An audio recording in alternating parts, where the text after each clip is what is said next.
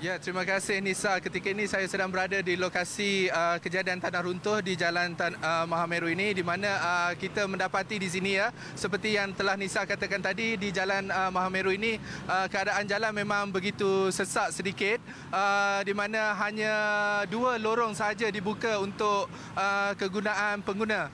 Dan kita telah pun berada di sini sejak daripada pukul 10 pagi tadi, di mana pada pagi tadi kita sempat bertemu dengan pasukan bomber dan juga pasukan penyelamat di BKL yang membuat pemantauan terhadap keadaan di cerun bukit di belakang saya ini.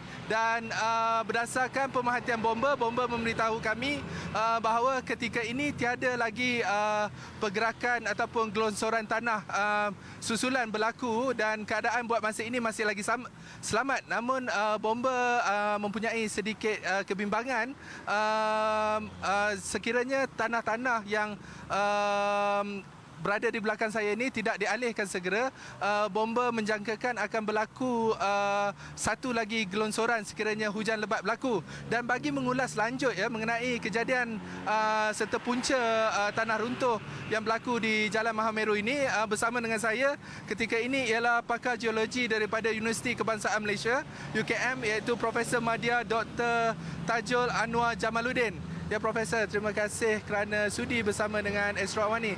Jadi, Doktor, boleh Doktor terangkan kepada kami sedikit apa penilaian Doktor setakat ini? Okey, terima kasih kerana menjemput saya.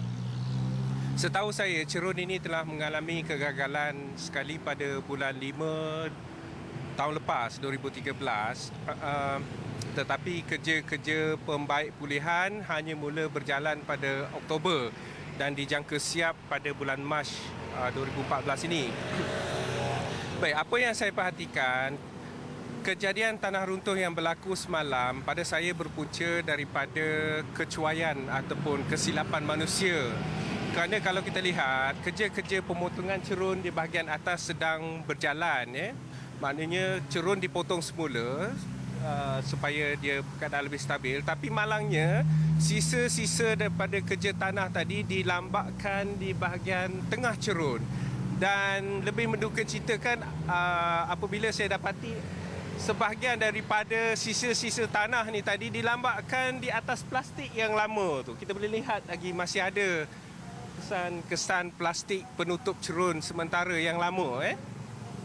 Jadi apabila tanah yang longgar diletakkan di atas cerun, kemudian didasari pula oleh plastik, apabila berlaku hujan lebat, sudah pastinya bahan-bahan sisa tanah ini tadi akan menjadi tepu dan seterusnya menggelongsor ke bawah. Sebab itu kalau kita lihat semalam daripada gambar yang terpapar di dalam internet dan sebagainya, keadaan tanah yang jatuh ke jalan raya itu mengalir seperti lumpur. Maknanya dia berkeadaan separa likat, seperti separa cecair, ataupun lebih sesuai dinamakan sebagai aliran tanah. Dia mengalir, bukannya runtuh, dia mengalir. Ini berpunca daripada satu lagi sebabnya ialah ketiadaan sistem saliran sementara kerja-kerja pembinaan ataupun pembaik pulihan cerun ini.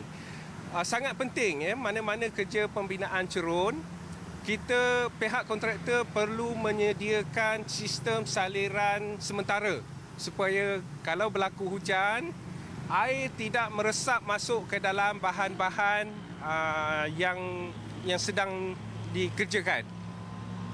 Jadi pada saya, kesimpulannya, ini adalah satu amalan kejuruteraan yang agak mendukacitakan, tidak mengikut satu amalan kejuruteraan yang baik. Sepatutnya sebarang sisa kerja tanah tidak dilambakkan ataupun dilonggokkan di atas cerun.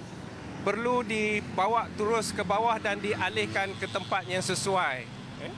Jadi pada pandangan Doktor, adakah kemungkinan berlakunya satu lagi runtuhan akan berlaku dan bagaimana cara untuk mengelakkan? Apakah tindakan yang patut diambil untuk mengelakkan? Kalau tanya saya, potensi untuk runtuh lagi kalau berlaku hujan lebat petang ni memang sangat tinggi. Potensi untuk gagal lagi sangat tinggi sebab sisa-sisa tanah tadi masih banyak lagi terlonggok di bahagian tengah cerun. Jadi pada saya langkah terbaik untuk mengatasi masalah perulangan tanah runtuh ni ialah segera dialihkan. Sisa-sisa tanah ni perlu dialihkan segera daripada cerun dan lengkapi cerun ini dengan sistem saliran yang sempurna. Setakat ni pemerhatian doktor dengan memasang canvas sekarang ni bagaimana? Pada saya itu tidak cukup baik. Tidak cukup baik. Jadi saranan Prof. Saranan saya, alihkan segera sisa-sisa tanah ni daripada atas cerun. Sediakan sistem saliran. Lepas tu kalau nak tutup dengan plastik, boleh tutup. Tapi alihkan dulu, buang dulu sisa-sisa kerja tanah ni. Dan sebagai langkah segera ataupun jangka pendek, saya rasa elok diletakkan penghadang konkrit ni di tepi jalan ini supaya kalau ada runtuhan dia tidak melimpah ke jalan raya.